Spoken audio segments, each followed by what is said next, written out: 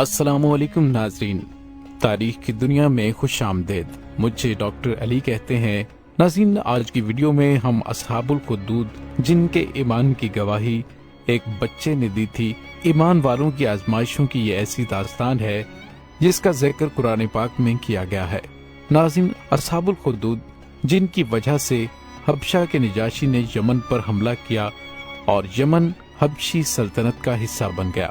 Video کی تفصیل میں جانے سے پہلے ہمارے چینل کو سبسکرائب کر لیجئے اور بیل آئیکن کو ضرور دبا دیجئے گا تاکہ ہماری آنے والی ویڈیوز سب سے پہلے آپ تک پہنچتی رہیں، اور کمنٹ سیکشن میں اپنے خیالات کا اظہار ضرور کیجئے گا۔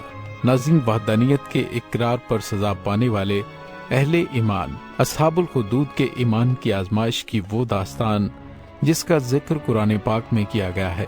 سورہ البروج میں اصحاب الخدود کا ذکر بڑی تفصیل سے موجود ہے۔ حضرت عیسیٰ علیہ السلام کے 600 سال بعد اصحاب الخدود کا واقعہ پیش آیا۔ اس واقعے کو تقریباً 2500 سال گزر چکے ہیں۔ وہاں کا حاکم ایک جادوگر کا خاص مرید تھا۔ وہ اس جادوگر کی ہر بات مانتا تھا اور اس پر عمل کرتا تھا۔ بادشاہ عقیدے کے اعتبار سے یہودی تھا اور اس وقت عیسائیت دین حق تھا۔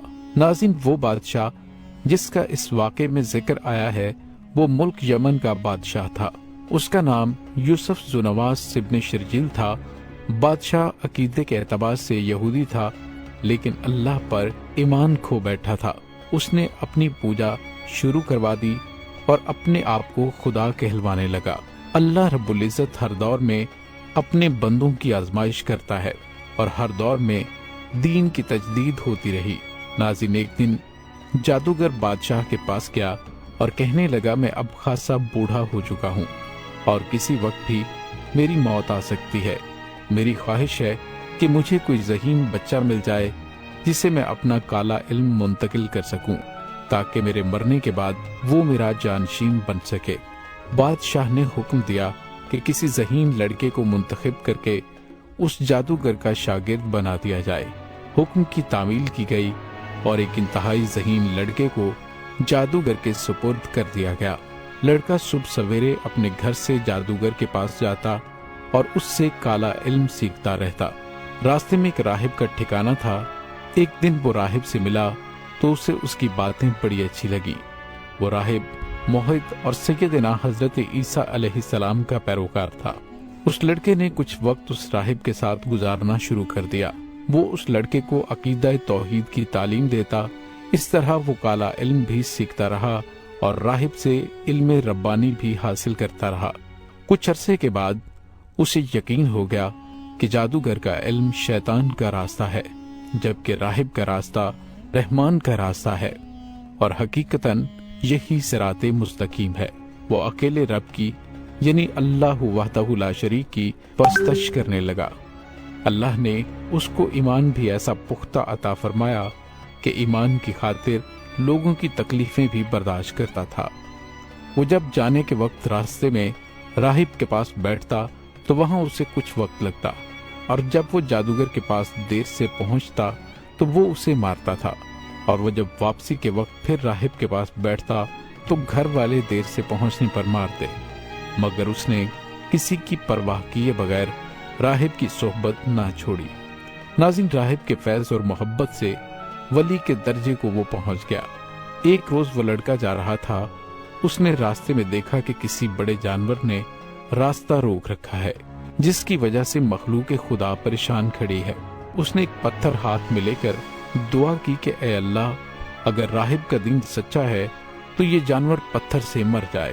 یہ کہہ کر پتھر اس نے جانور پر مارا تو جانور کا کام تمام ہو گیا۔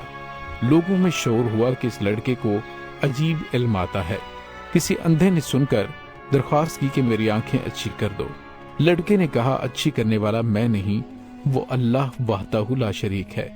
اگر تو اس پر ایمان لائے تو میں دعا کرتا ہوں، امید ہے وہ تجھ کو بینائی عطا کر دے گا۔ چنانچہ ایسا ہی ہوا۔ خیر ناظرین، یہ خبریں بادشاہ کو پہنچی۔ اس نے غصے میں لڑکے، راہب اور اندھے کے ساتھ طلب کر لیا، اور کچھ بحث و گفتگو کے بعد راہب اور اندھے کو قتل کر دیا گیا، اور لڑکے کے لیے حکم دیا کہ اونچے پہاڑ سے اسے گرا دیا جائے، لیکن خدا کی قدرت، جو لوگ اس کو لے کر گئے تھے سب پہاڑ سے گر کر ہلاک ہو گئے اور وہ لڑکا صحیح سلامت واپس چلا آیا۔ ناظرین، پھر بادشاہ نے دریا میں غرق کرنے کا اسے حکم دیا، وہاں بھی وہ لڑکا بچ کر نکل آیا اور جو اسے لے کر گئے تھے وہ سب دریا میں ڈوب کر مر گئے۔ آخرکار لڑکے نے بادشاہ سے کہا، میں خود اپنے مرنے کی ترکیب بتاتا ہوں، آپ سب لوگوں کو ایک میدان میں جمع کریں، ان کے سامنے مجھ کو سوئی پر لٹکائیں اور اللہ کا نام لے کر مجھے تیر ماریں۔ ناظرین، بادشاہ نے ایسا ہی کیا اور لڑکا اپنے رب کے نام پر قربان ہو گیا۔ ناظرین، یہ عجیب واقعہ دیکھ کر لوگوں نے عیسائیت کو دین حق جان کر قبول کر لیا۔ پہلے تو کوئی اکا دکا مسلمان ہوتا تھا، اب بہت لوگوں نے اسلام قبول کر لیا۔ بادشاہ نے غصے میں آ کر بڑی بڑی خندقیں کھدوائیں اور ان کو خوب آگ سے بھروا کر اعلان کیا کہ جو شخص عیسائیت کو نہیں چھوڑے گا اس کو ان خندقوں میں جلا دیا جائے گا۔ آخرکار لوگ آگ میں ڈالے جا رہے تھے، لیکن اپنے مذہب سے وہ نہیں ہٹتے تھے۔ ایک عورت لائی گئی جس کے پاس دودھ پیتا بچہ تھا۔ وہ عورت بچے کی وجہ سے آگ میں گرنے سے ڈر گئی، مگر بچے نے خدا کے حکم سے آواز دی، اماں جان صبر کریں، آپ حق پر ہیں۔ ناظرین، روایت میں آتا ہے کہ لوگوں نے یہودیت کو قبول کرنے سے انکار کر دیا، جس پر انہیں آگ میں جلایا گیا اور بعض کو تلوار سے قتل کیا گیا، حتیٰ کہ 20,000 کے قریب انسان قتل کر دیے گئے۔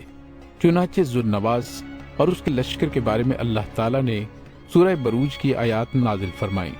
روایت میں ہے کہ وہاں سے ذو صوان نامی ایک شخص نکلنے میں کامیاب ہو گیا۔